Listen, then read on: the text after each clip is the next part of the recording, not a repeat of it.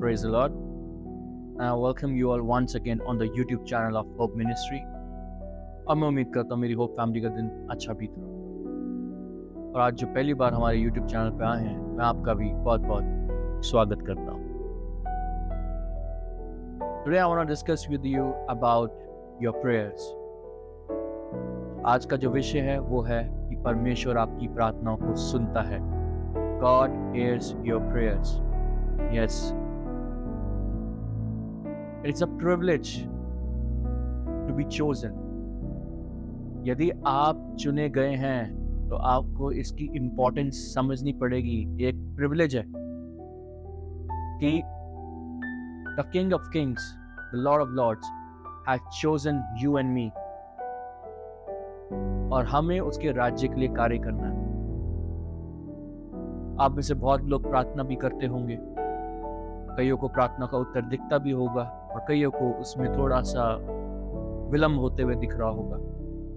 But मैं आज आपको यही कहना चाहता हूँ, it is a privilege for you that God has chosen you. Amen. Oh God is good. और हमारा परमेश्वर हमारी सारी प्रार्थनाओं को सुनता है. हर एक मोमेंट, हर एक पल जो हम कुछ भी करते हैं, और सिर्फ जरूरी नहीं सिर्फ प्रार्थना को, हमारी एक एक एक्टिविटी. वचन कहता है कि परमेश्वर की आंखें धर्मी जन पे सदा लगी रहती हैं.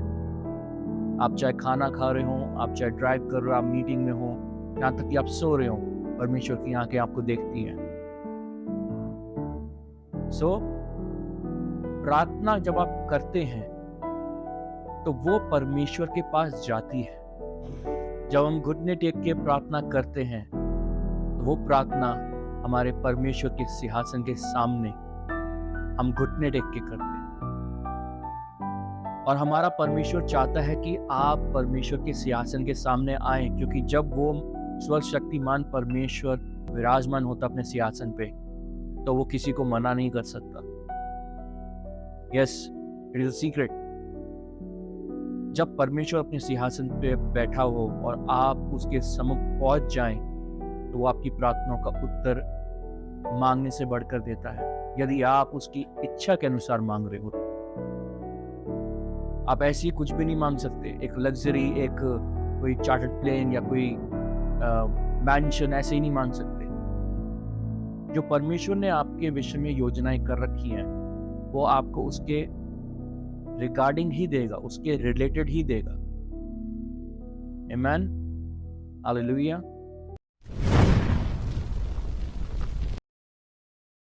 आइए हम प्रभु के वचन में चलते हैं और मैं चाहता हूं आप मेरे साथ निकालिए यशायाह चैप्टर 65 वर्स 24. यशायाह 65 और 24. और वचन कुछ इस प्रकार कहता है, उनके पुकारने से पहले ही मैं उनको उत्तर दूंगा और उनके मांगते ही मैं उनकी सुन लूंगा. आमेन. अगर हम इस वचन में देखें तो परमेश्वर का वचन स्पष्ट शब्दों में कहता है कि वो मांगने से बढ़कर देगा हमें, और जैसे ही हम पुकारेंगे वो हमारी सुन लेगा. which means it is an evident,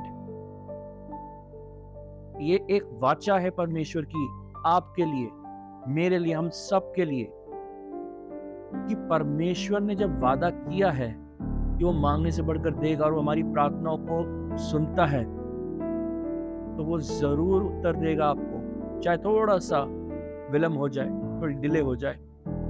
like it said, मैं अपने पुरानी वीडियोस में भी बहुत बार बोला है आप सबको कि परमेश्वर की timing is the perfect timing, whether you believe it और नॉट. बट जब वक्त आएगा तो बिलीव हो जाएगा.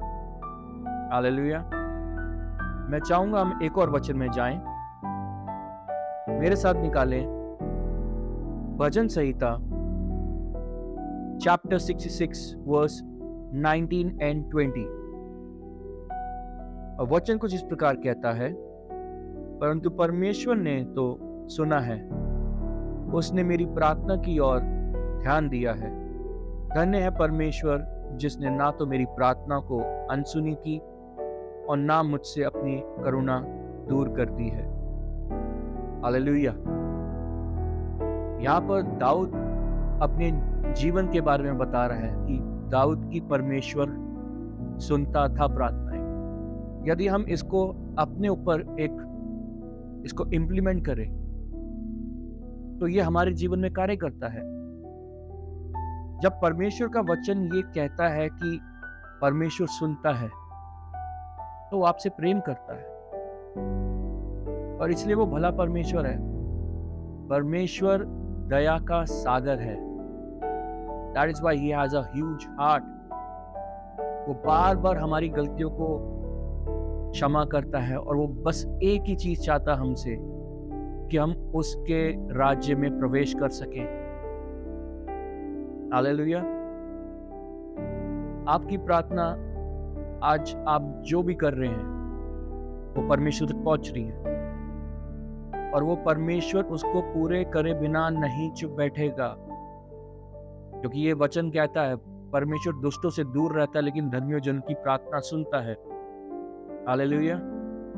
यदि आप उसके आज्ञाओं पे चल रहे हैं, यदि आप उसके प्रति वफादार हैं, आपके हृदय में कोई दोगली बात नहीं है, आप सच्चे जैसा परमेश्वर चाहता आप वैसे बन रहे हैं, तो आप वो धर्मी ठहराता है। और जब आप एक धर्मी ठहरते हैं तो वो आपकी प्रार्थना को सुनता भी है। हालेलुया। आमीन। बहुत से लोगों के मन में इस वक्त कई प्रश्न आ रहे होंगे कि प्रार्थना में हम क्या मांगे या ऐसा क्या करें कि परमेश्वर हमारी प्रार्थना झट से सुन ले। What should we do to get the attention of the God और हमारी प्रार्थना कबूल की जाए। प्रार्थना तो आप चाहे एक जॉब प्लेसमेंट के लिए मांगे या आप अपनी चंगाई के लिए मांगे या अपने मिरेकल के लिए मांगे या दूसरों के लिए मांगे, प्रार्थना तो आपकी सब सुनी जाती है। लेकिन उसको कबूल करने का, परमेश्वर उसको ग्रहण करे और अपनाए, उसका तरीका कुछ ये है कि सबसे पहले आपको ये समझना पड़ेगा कि there are 3 important points। सबसे पहला पॉइंट ये है कि you have to be obedient to your God no matter what।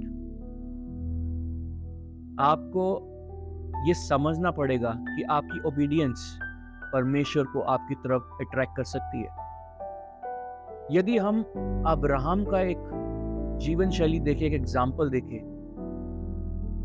परमेश्वर ने अब्राहम को बोला था कि तू अपने पिता का घर छोड़ और जहां मैं तुझे लेके जाना चाहता हूं वहां जा। और उसने परमेश्वर से कुछ सवाल नहीं किया, वो चुपचाप अपने लोगों के साथ परमेश्वर के बताए हुए स्थान पे जाता रहा। जहां जहां परमेश्वर उसको लेके जाता वो चुपचाप जाता रहा और परमेश्वर की महिमा करता रहा।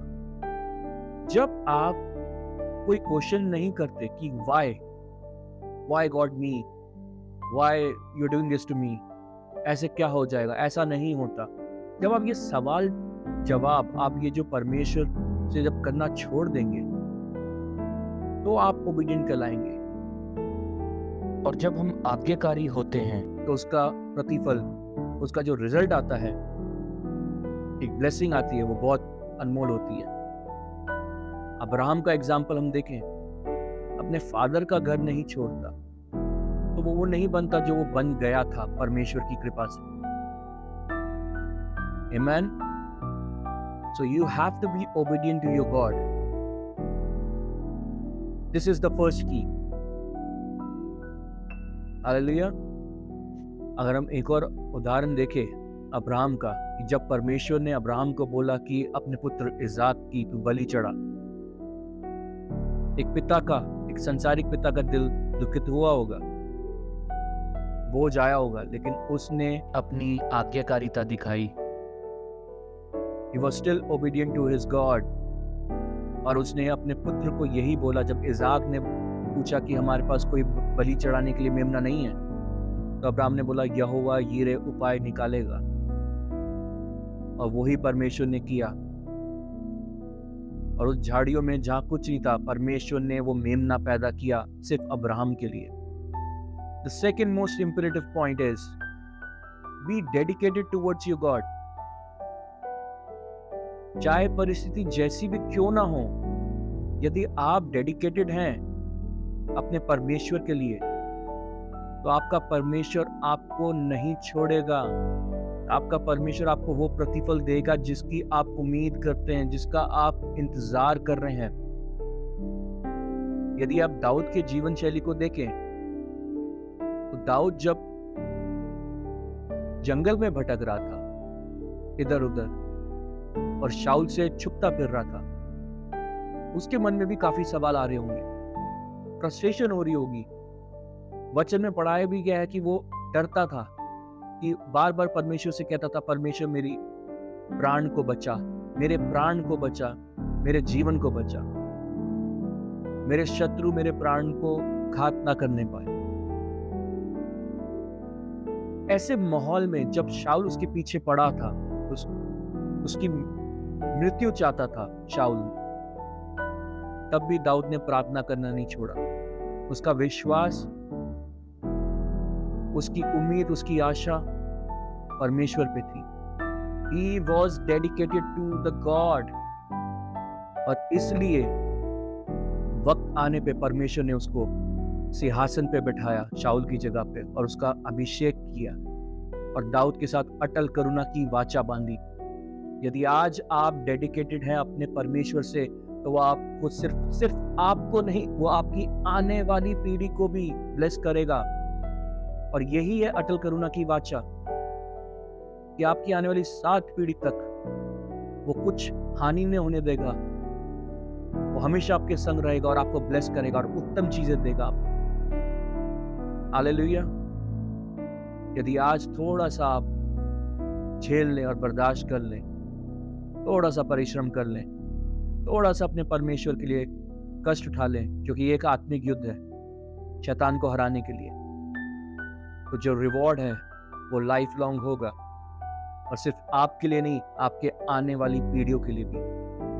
आमीन, हालेलुया। क्या आप दाऊद की तरह डेडिकेटेड होना चाहते हैं? क्या आप अब्राहम की तरह ओबीडिएंट होना चाहते हैं? तो आज अपने परमेश्वर से प्रार्थना कीजिए कि परमेश्वर दाऊद के समान हमें हृदय दे, कि हम आपके प्रति वफादार रह पाएं, आपकी बातों को हम अपने हृदय से लगा के, आपके वचनों को हम हृदय से लगा के उस पर विश्वास कर सकें और उस पर चल सकें।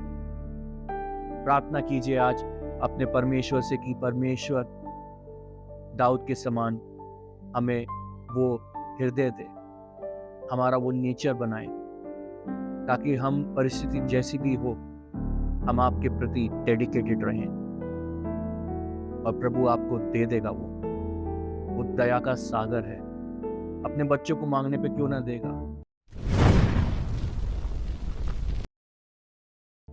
क्या कोई ऐसा बाप है कि यदि बच्चा अपने पिता से कोई अच्छी उत्तम चीज मांगे तो उसके बदले वो उसको नहीं दे?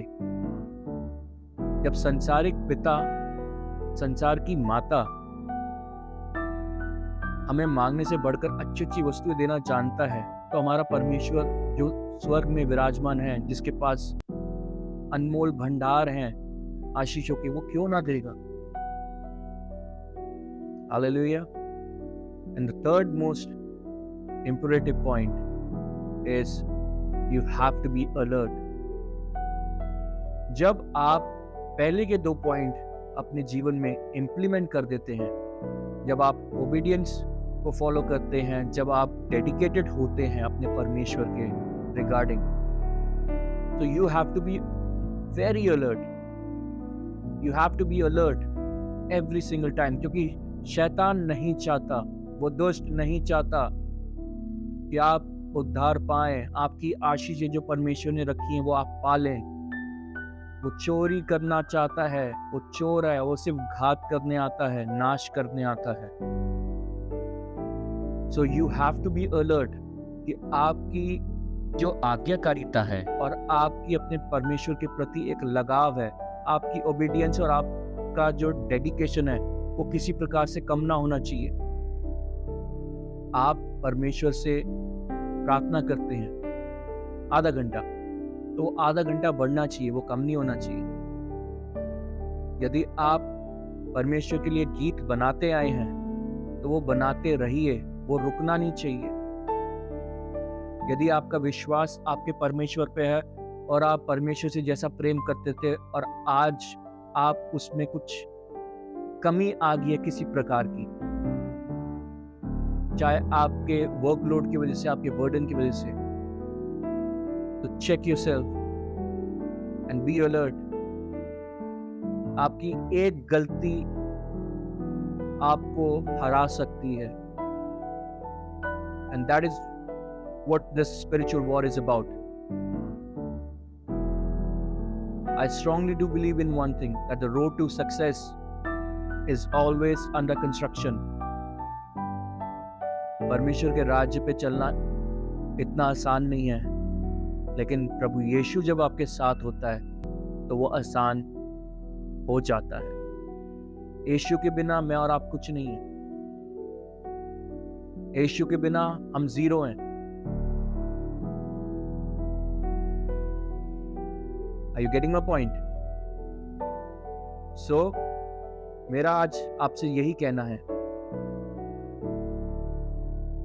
be obedient, be dedicated, and be alert when it comes to worship your God. शैतान नहीं चाहता कि आपकी प्रार्थनाएं परमेश्वर तक पहुंचे, क्योंकि वो चाहता है कि आप भटक जाएं, आप खो जाएं, परमेश्वर की जो योजना आपके जीवन की है वो पूरी ना हो पाए। यदि आज आप रेगिस्तान में हैं और आपको दूर एक छोटा सा एक बकेट दिख रहा पानी का और आप चाहते उसको पीना, लेकिन आपको बार बार रोका जा रहा है, रीजन ये है कि थोड़ी और दूर आगे चल के वहां पर एक पूरी नदी है जो परमेश्वर ने आपके लिए रखी है। तो मैं उम्मीद करता हूं कि जो आपके डाउट्स थे वो आज क्लियर हुए हों और आपको ये वचन छुआ हो। यदि अभी तक आपके माइंड में ये क्वेश्चन था कि how to get the attention of the God, the answer is very simple.